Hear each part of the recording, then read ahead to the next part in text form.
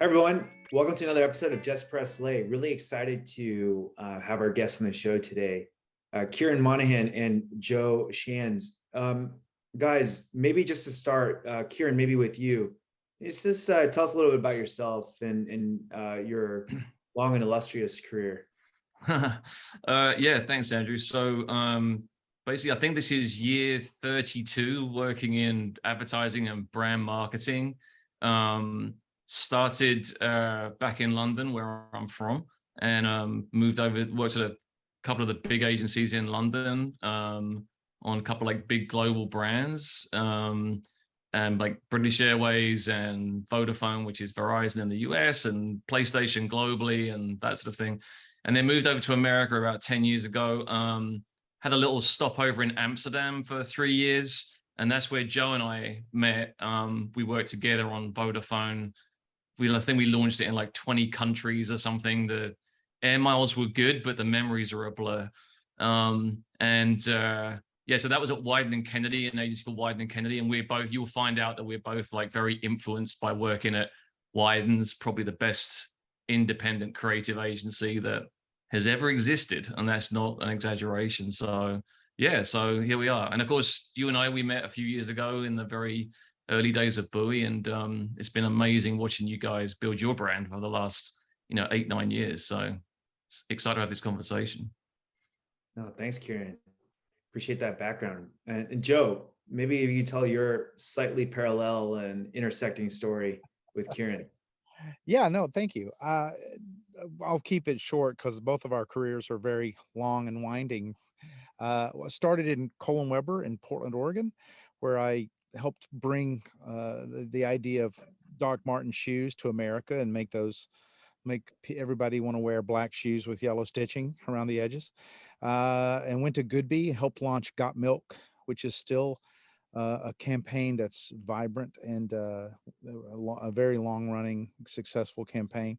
Launched the Porsche Boxster, did a lot of great things at Goodby in San Francisco. Went to Wieden and Kennedy in Portland, was creative director on Nike, and just so many wonderful brands. Went to Amsterdam, worked with Kieron on Vodafone, where we worked with Michael Schumacher back in the day and helping Vodafone be a big part of F1, which is just one of the world's great sports. We were very involved in F1 and the Ferrari brand. Went to Chiat Day, ran Nissan globally, helped launch 16 new vehicles at the time, and worked with Pepsi, worked with Visa. I've been mentored by Lee Clow, Jeff Goodby, Rich Silverstein, Dan Wieden, RIP Dan. We love Dan. We miss Dan. And David Kennedy. Had been lucky, very lucky to work with just the best of the best of the best. And humbly, they taught me everything. And I am proud of to say that all those agencies have influenced me. And now hopefully, Kieron and I are taking all of those influences and all those great people and those great teams, and we're putting that to good use at Wisdom and Instinct here in Austin, Texas. And so it's just really just our mentors are brilliant, and without them we would be, I don't know, doing nothing. I guess we owe it to them, all of our wisdom and all of our instinct. Well, tell us a little bit more about Wisdom and Instinct, and Kieron, maybe I'll start with you. Yeah. We basically, we say, and I'll give Joe total credit because he wrote this, but we say wisdom and instinct not sold separately. And to us, great creative is built on really solid strategy, and showing me a great strategy that wasn't very creative. You can't separate those two things out. So the wisdom is the strategic understanding of why brands actually grow. And the instinct is being able to make the creative leap so that you can come up with something where, you are trying to communicate what you're trying to do with a brand. Like, it's not your logo or your colors. It's what is the purpose of this brand? What is it doing for the world and for your customers? And how do you encapsulate that and articulate that in a creative way that just gets people in the few seconds you've got to, create, sort of gather their attention. So that's kind of, we've always, we always say like, I'm the strategist and Joe's a creative director, but we always say like I'm 80% strategy and 20% creative, and he's the other way around. And we always work best with people who can do that. So we don't take on strategic business where we're not going to end up doing the creative, and we don't take on creative business where there's no strategic input, because we just won't do our best work. So yeah, that's kind of where it came from. Love that. Well, maybe diving in then, we have a lot of, first-time entrepreneurs following the vlog, and also just a lot of my colleagues. I'm a first-time entrepreneur. And so you guys have worked with just some amazing companies, very well-established brands. Can you give us a couple of takeaways, on the strategic side, but also on the creative side? Takeaways that you would kind of give to, say, a first-time entrepreneur in teaching them about how to build a brand, from both perspectives. And maybe Joe, maybe I'll pass it to you first. Like, what do you think? Well, again, yes, we've worked with brands that who inspire the human spirit. And so one of our missions that Kieran and I really believe in and adhere to is that we get up every day, and our goal is to inspire the human spirit. And so I would give the advice, and we do give the advice, that to have first-time entrepreneurs is to have a clear mission written and approved by your entire team, paint it on the wall, make it personal, make it poetic. This very first step is why people like want to join your company, want to join your cause. That's why they tell their friends, they run to tell their friends that they just got to work, they got a job at this great company. And it goes far beyond a paycheck. It's a mission based thing. It's a cause based thing. It's a greater good thing. So that sort of passion and compassion is incredible in the tech sector, in tech category, in healthcare, and sports. Nike always said everybody is an athlete. And if you have physical issues, if you're perhaps overweight, underweight, tall, short, thin, you you're an athlete. You're an athlete if you say you're an athlete and you go and act accordingly in your world. If you run, if you just go for it. So that right there, that compassion, and is something that, that mission, that everybody is an athlete, that thing is why is and also be great marketers. Be proud of your brand. Your brand is, we always tell people, your brand is not just your logo or maybe a corporate color. It's your voice. It's it's sort of it's sort of what you want to achieve. So be great brand ambassadors. Put your dreams for your company or your startup on display proudly for the world to see. Steve Jobs was brilliant, and he was brilliant also in the world of marketing. So that's what we usually tell them, to go out there and do something, and always know that this is a human thing, and just inspire the human spirit. That's beautiful, Joe. Do you mind if I ask you a follow-up question before I pass it over to Kieran? Joe, when you talk about kind of the individual, like say like a Steve Jobs, being brilliant at marketing, but also individuals, and entrepreneurs kind of like really talking about their brand and it's displaying that for everyone. How do you think about building brand at the company level versus at the individual level? Like what's the thought process there? One and the same? Is there a risk in that? What's the strategy in kind of the separation of like who's doing the speaking when it comes to the brand?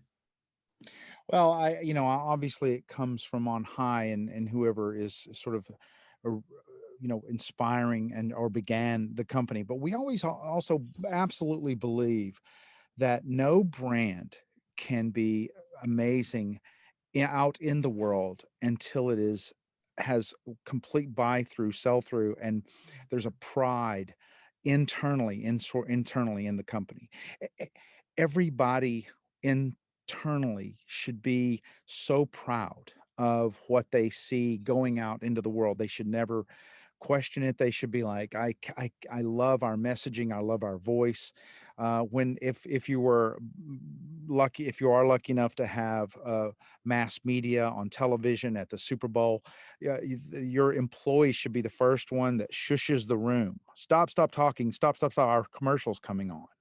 Like, be proud of the messaging, like it's like you own it, like it's your personal message, like you wrote it.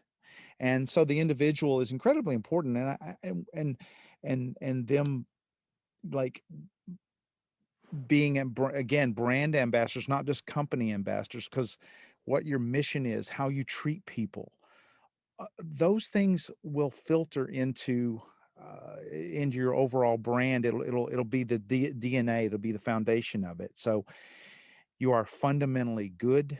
You're inspiring. Your mission is to go out and help others. That will that comes from on high, but it also comes from the lowest person on the totem pole, as they say. So it comes from the bottom up and the top down. And so build your brand internally, and then let it go out into the world. And that's why we say, write that mission, paint it on the wall, make it poetic, make it something everybody sees when they walk in the morning. Like Wyden and Kennedy, we used to have this giant wall, and somebody put it together with clear little pins and in the wall. So it was like a billion little stick pins that spelled out the words "fail harder." And you sit there and you go, why would anybody in the world want to say to young people, to anyone, to fail harder? And that's because they wanted to inspire an atmosphere and an environment where there's no fear. The greatest ideas come from knowing that you can present those, you can put that out in the lobby, and you can build a sculpture, whatever you think might help, and everybody's going to go, "Oh, are you crazy? What is that?" And that's okay. And sometimes your ideas might go too far, but no, but that is the good thing, not the bad thing. The bad thing would be to inspire an environment where people are afraid to go the extra mile, to come up with the crazy idea that changes the world, to say what needs to be said in a meeting that might not be popular, but is honest and from their heart. And they feel like, this is my brand and my company too, and I'm going to give you a great idea. And if you don't like it, that's okay, but encourage no fear. Yeah, I love that, Joe. Kieron, would love to get your take. What are some takeaways, for a first-time entrepreneur in terms of building a brand? Yeah, I mean, I think as Joe was just saying there about, it comes from on high. I mean, a brand needs, like anything, it's an obvious statement, but it needs real leadership. And I think there's like a dichotomy there, because we think that, great leaders there's a lot to be said for servant leadership. It's like, officers eat last, that sort of thing. But at the same time, it's like an organization it gets to a point where you can have, it's a democracy where everyone needs to be heard. But at some point, a leader needs to make some decisions and say, we're going over there, who's coming with me? Need to inspire people. So it's like, I like the way that Joe said it comes from on high. And I think it comes from on high, but it comes from the heart.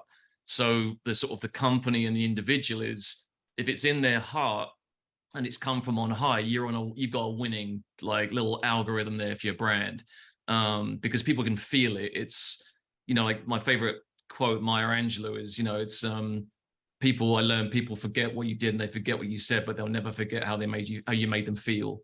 And that ultimately is really what a brand, is about. I mean, I got a couple of other little things, just building on what Joe had said. And your question is, a mission and a purpose of a brand needs to be really poetic. Otherwise, we're all human beings. People aren't going to buy into it unless they feel it. But it also should be more from a sort of, strategic measurement side. It should be tangible and it should be measurable. So when we say we exist to inspire the human spirit, I mean, we can measure that in terms of, even if it's as simple as something like we do a marketing campaign for a client and we do a pre and post measurement, survey, we can see how it's working. Is your brand affecting your NPS score? That sort of thing. There's all sorts of ways that you can measure that. And if you look at something like Apple, which we talk about because everyone's familiar with the brand, but You know, their purpose was to make technology easy to use for the everyman. Well, that's incredibly ambitious, and it is very poetic, but it's also easy to measure. You know, are you making it easy to use for most people? You know, so you can deliver that back to, you know, ultimately it comes to, you know, stakeholders and shareholders and investors, and you need to be able to give them some sort of metrics that the big emotional things, truly big emotional things, have a measurable outcome. And fluffy brand stuff that might sound really intellectual on a PowerPoint slide and designed really beautifully can't be measured, and it's not, it's useless. It's not, there is no value in it. So I think another thing we talk a lot about is being organic. And by that, what we mean is, you know, perfection is the enemy of the entrepreneur. It's, you know, it's like, don't try and perfect it from day one. Like, feel your way. Definitely, you know, get help. Don't never be afraid to ask for help. As Joe said, fail harder every day. And never stop doing that until, you know, well, until your last day probably. But just like, be organic, don't worry about it. Just like, get on with it. Trust your instinct. That's what we always say to people at the end of the day, is trust your instinct. If you've got a great team together, you'll be able to pretty much achieve anything. Trust your instinct, and, you know, and kind of get there. And then my other quick thing on brand would be invest in design early.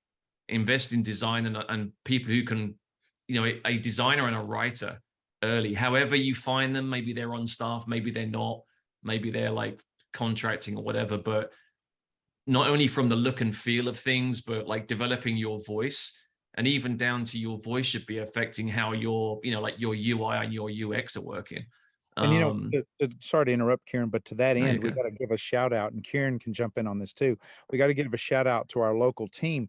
You know, the Austin FC really invested early on in design, to Kieron's point, in this beautiful logo, in these colors that are instead that are consistent and beautiful, and then the design of their uniforms, and then that all fed into the architecture and the design of their stadium. And I will tell you, if you go to Austin FC, an Austin FC match, it is phenomenal how beautiful and how welcoming and how you feel like a family the minute you walk into the a stadium or arena.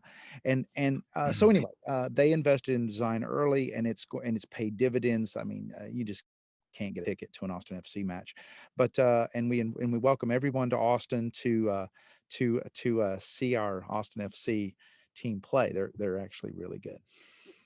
Sorry, Kieron, so invest in design, invest in copy, invest in developing your voice. Kieron, I thought another one of your takeaways I've never heard before, it was so fascinating, was like, have a mission statement. In other words, have like a brand that you can measure. And I think that's such a fascinating takeaway, because most of the time when when people talk about brand, they talk about it in a very, like, it's a soft thing. It's very qualitative, versus quantitative. And so, but that's a really good point. And I'm like reflecting a little bit about our, stated mission statement, which is really like to be the best way to get better. I'm like, we can measure that. It's, I mean, the qualitative and the quantitative, like, they have to go hand in hand. I mean, the people buy things and we make decisions. We all think that we're like these really smart, rational things, and we're not. We're very emotional animals, and we make decisions based on emotion, and that is qualitative. But marketing and brand, it's not a dirty word. It's really like, marketing is get out there and tell people what you're trying to achieve and what you're trying to do to make the world a bit better for them. And that's what marketing is. It's really hard to do it well, because you have so little time to say anything or show anything. But that's where the expertise needs to come in. But ultimately, the emotions that you're generating in your marketing and with your brand, there's only one thing you're looking to do, and that's a behavior change. And you can measure a behavior change. So, and I think that I always say I'm allergic to brand fluff, and there is a lot of it out there, and it's hard. It's a hard thing to come up with something that is both deeply emotional but clearly tangible and therefore measurable. But it can be done, and that's what great brands do. That's what we see, great brands do. And like when there's a great scene in Mad Men. If you ever seen that show and about Madison Avenue and Don, I remember that struck me so strongly. One episode, Don Draper, they've got a car account like Chevy or something like that, and Don Draper's the creative director, and they're talking about a problem, and he just says, "How many cars are they selling?" And it was like the creative director is asking someone to quantify, is our marketing working for our client?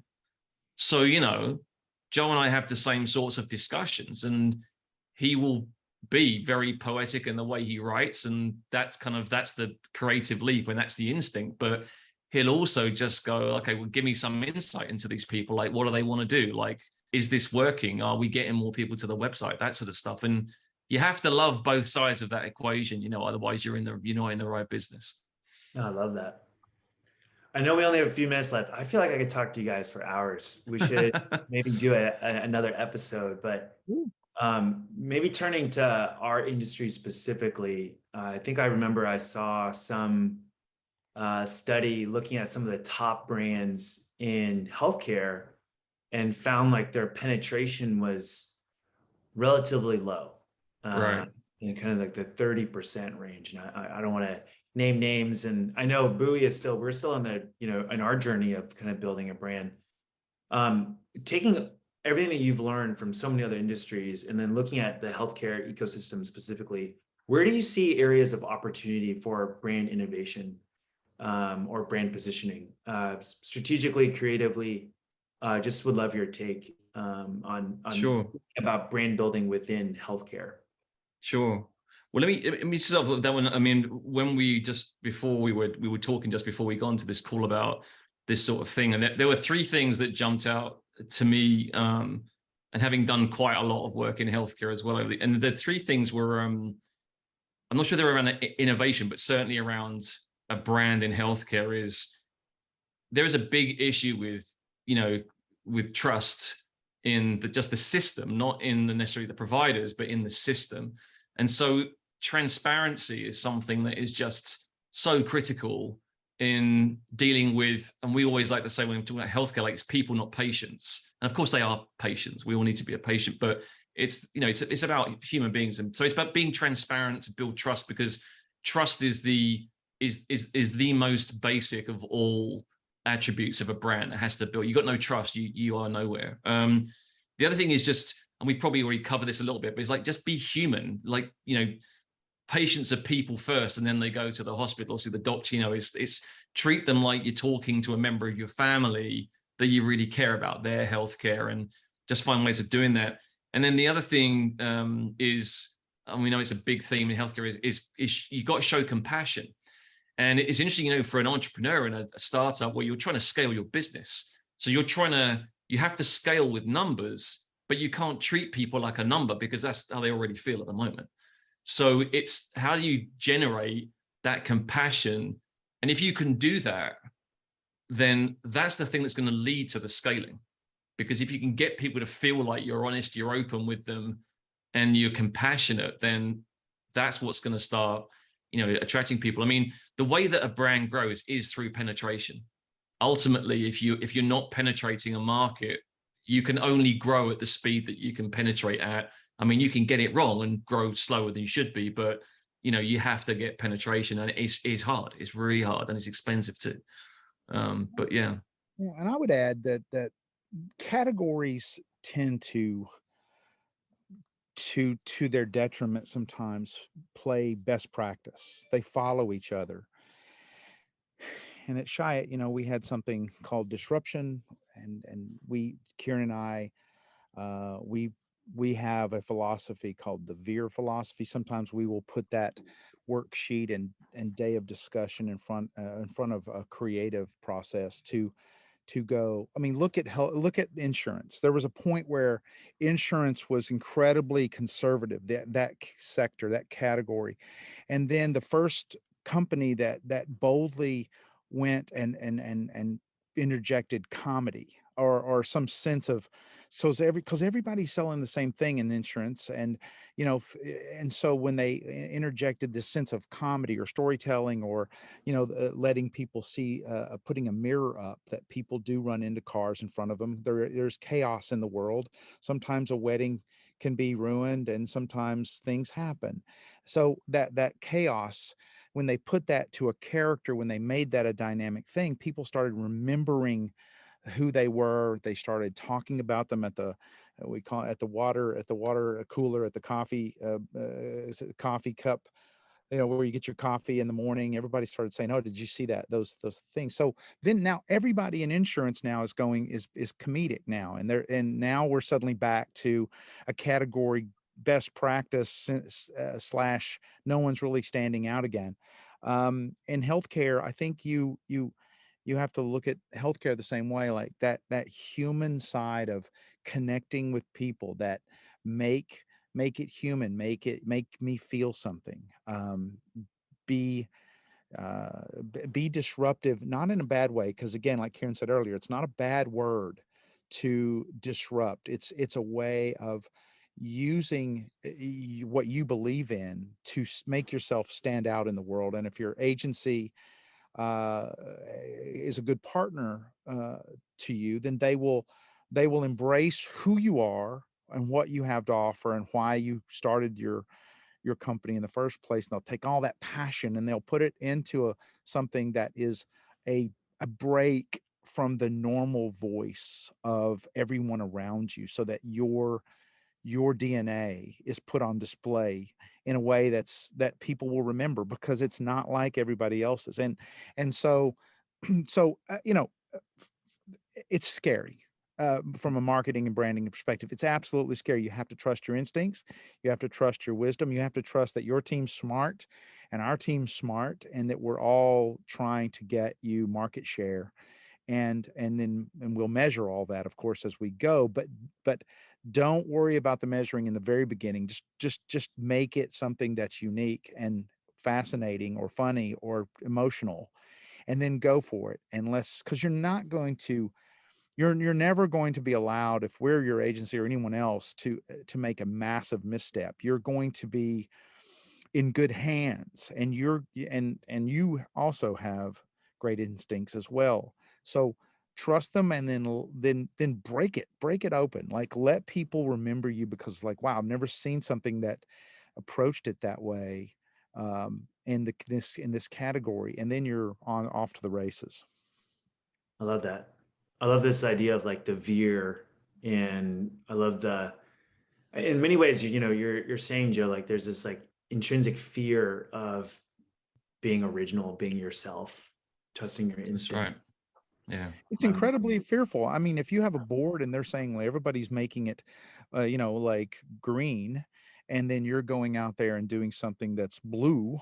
Uh, uh, Sometimes it's even like green versus blue green. Like sometimes people are incredibly like scared of like breaking from it. Again, I'll go back to insurance, that category. Like everybody remembers the days when it was just this something that was only on golf, and it was very serious. And now the most entertaining the Geico Gecko, chaos. I mean, the best commercials on the Super Bowl are usually from insurance companies, which are incredibly, of conservative, but bless them for going out there and saying, like, we have a personality and we care about the human lives that we insure. And so and making people just smile. I can't tell you how many conversations.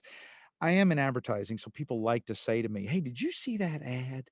And they're Mhm. always asking me what I think about it. And they get me talking when they talk about certain companies that really break from the norm. Nice. Well, this has been a packed half hour, and I've learned a ton. Kieron and Joe, thank you so much, and we really look forward to having you guys back on the vlog, because this was Yeah. so full of just amazing We'd love to. nuggets. Thank you both. Thanks very Yep. much for having us, man. Really appreciate it. Of course. Thanks everyone for watching this episode of Just Press Play.